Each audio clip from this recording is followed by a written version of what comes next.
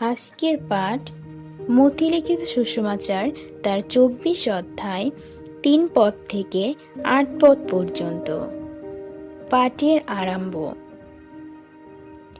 পরে যীশু যখন যৌতন পাহাড়ে বসেছিলেন, তখন শিষ্যরা গোপনে তার কাছে এসে বললেন, আমাদের বলুন, কখন এই সব হবে এবং কী রকম চিহ্ন দ্বারা বোঝা যাবে আপনার আসবার সময় ও যুগ শেষ হবার সময় হয়েছে? উত্তরে যীশু তাদের বললেন, দেখো, কেউ যেন তোমাদের না ঠকায়, কারণ অনেকেই আমার নাম ধরে এসে বলবে, আমিই মসিহ, এবং অনেক লোককে ঠকাবে।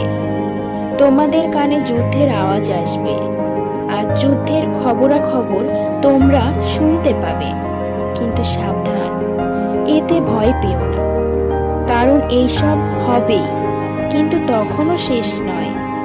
এক জাতি অন্য জাতির বিরুদ্ধে এবং এক রাজ্য অন্য রাজ্যের বিরুদ্ধে যুদ্ধ করবে। অনেক জায়গায় দুর্ভিক্ষ ও ভূমিকম্প হবে, কিন্তু এইসব কেবল যন্ত্রণার আরম্ভ। ইহাই ছিল প্রভুর বাণী, প্রভুর বাণীর জয়।